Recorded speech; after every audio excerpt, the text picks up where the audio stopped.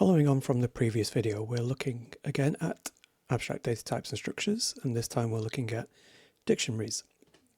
So a dictionary is an unordered collection of data that's represented in a key value format. So here we have a key and a value, here we have a collection of keys and values, and just to underline the idea, the notion that it doesn't matter the order that these are placed in. Now here is a dictionary that's been created in Python. We have the name of the dictionary. There's the collection of key value pairs. There's an individual key and value. There's the next, there's the next, there's the next. You'll notice in this Python version we can have mixed data types, so we've got strings and integers here, but if we were to use this in C#, we have to define this as having fixed data types for each of the key and value. So here's the name of the dictionary. Here's the overall dictionary. You'll notice that both of these are in curly brackets, and we have the first, second, third, and fourth key and value pairs in that dictionary. Okay, so what can we do with the dictionary? Well, we can print out the entire dictionary. We can retrieve a value from the dictionary using the key.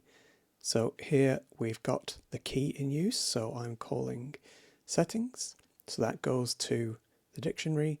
We're using the key to look up font, and that will return Lossless. We can update a value that's already in the dictionary using the key.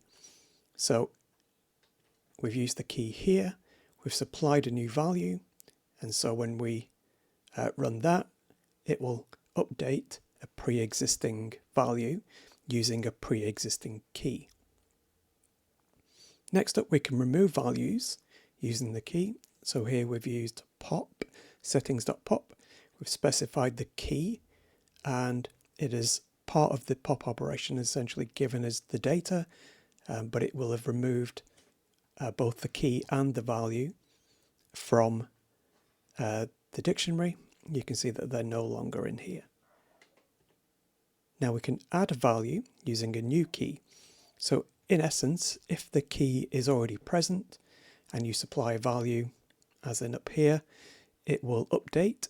If the key is not present in the dictionary and you provide a value, it will add that. So here we're adding the new key of notifications.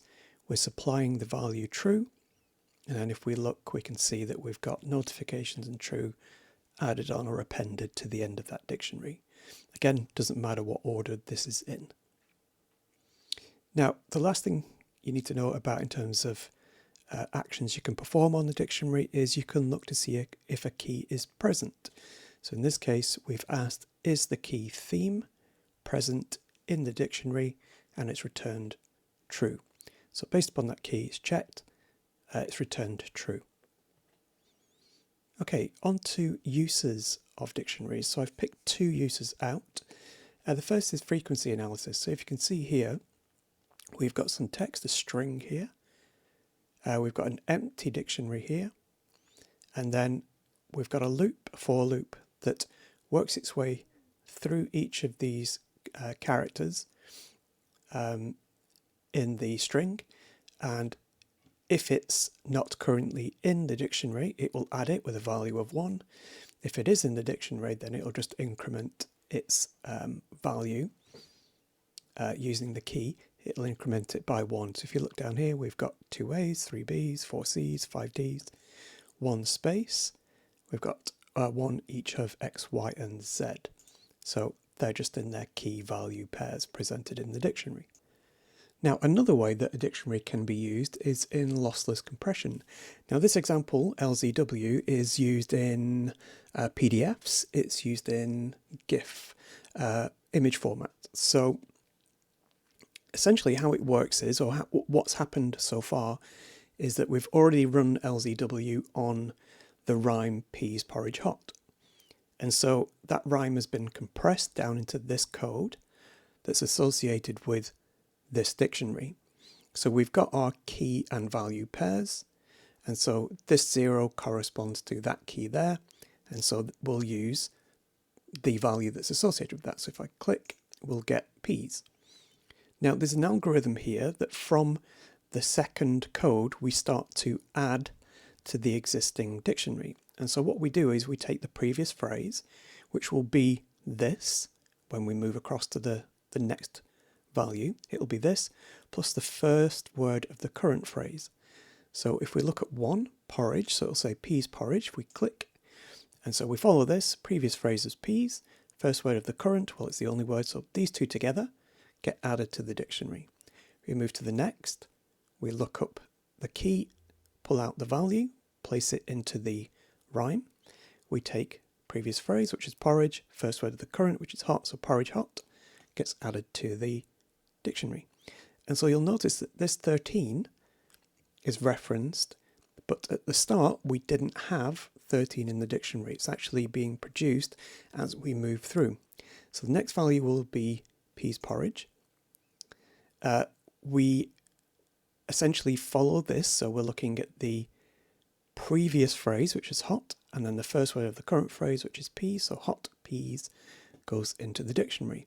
We move across, cold is put in, so we're going to use the whole of the previous phrase plus the first word of the current, so peas porridge cold gets added. Next up is 13, so we look up 13, so that's the key, we pull out the value and we place it into the rhyme. So we're going to take the previous phrase, which is cold, and the first word of the current phrase, which is peas, so cold peas gets added to the dictionary. We move up to 4, that brings in. We take the whole of this plus this, we place it in the dictionary. Move to 5, so 5 is the, so we place that in. We go with the entire previous phrase plus the first word of the current in the. Then we go to 6, which is pot, so previous first. 7 is 9, so previous first, pot 9. 8, which is days, so previous was 9 plus first of the current, so 9 days. Then 9 is old, so days and old gets added.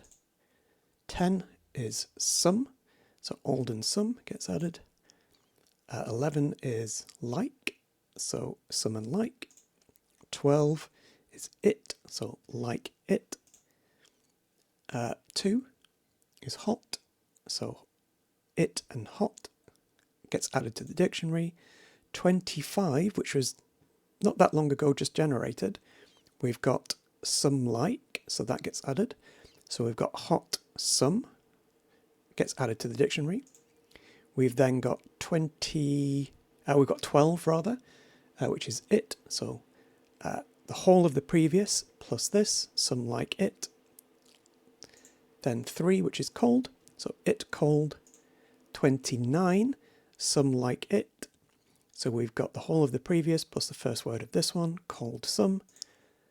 Then we've got 19, which is in the, so in the, so the whole of the previous plus the first of this, so some like it in. Then 21, which was pot 9, so the whole of the previous plus that. And then 23, which is days old, gets added.